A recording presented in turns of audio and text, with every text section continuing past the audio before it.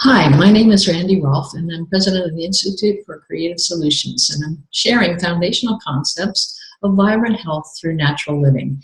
And today I want to talk a bit about milk.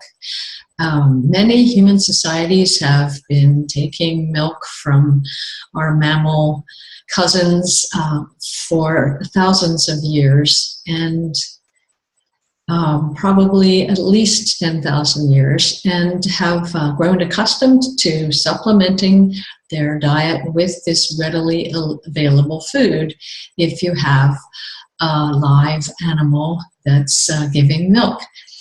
However, today we've changed the milk so much that it is not really the nourishment it used to be. Other cultures have found ways to preserve the milk in good ways, preserving the butter fat through butter and making cheese and kefir and yogurt, which allows bacteria to work through the milk so that it can be preserved much longer. And that has worked also for thousands of years. Today, though, there are many groups that come to different countries from ethnic groups that don't have the right enzymes to deal with mammalian milk after they outgrow their mother's milk and human milk. And so that's not good for them. And if they can't process milk, then there's lots of other ways to find good calcium, particularly in greens. The darker, the better.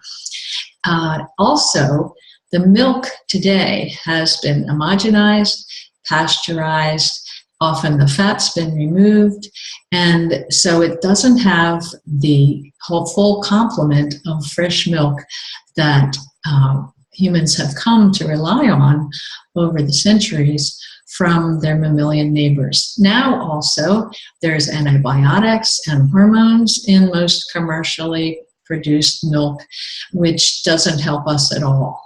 And also, the animals have been forced to produce more milk by many different avenues, and these cows, usually cows, are not as healthy as they should be to produce good milk.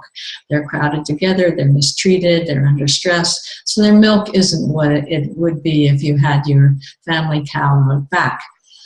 Homogenization makes the fat much harder to process.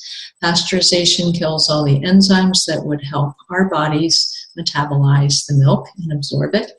And the dairy industry has been very effective in convincing everyone they should be drinking milk to get their calcium.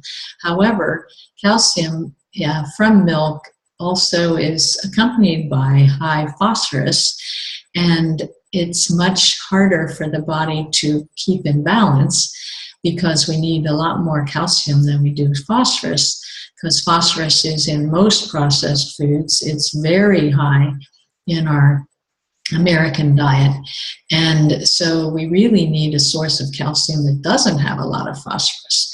Again, that's the green vegetables.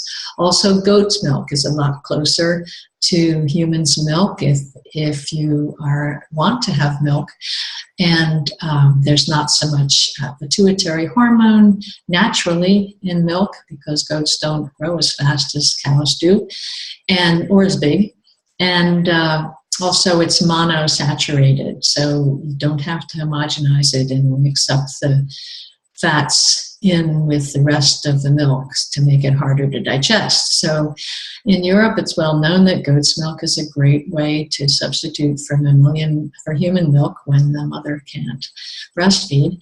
And it's a much better milk to serve to children that do want milk. There's also almond milk. I'm not going to recommend soy because most of the soy grown in the United States is GMO and genetically modified. But that's a whole other story. So think hard about your milk. Try to get really fresh milk. Try to get unhomogenized, unpasteurized milk if it's from a very good source. And get your calcium from other places as well. So that's it for today. Thank you. Randy Rolfe at randyrolfe.com.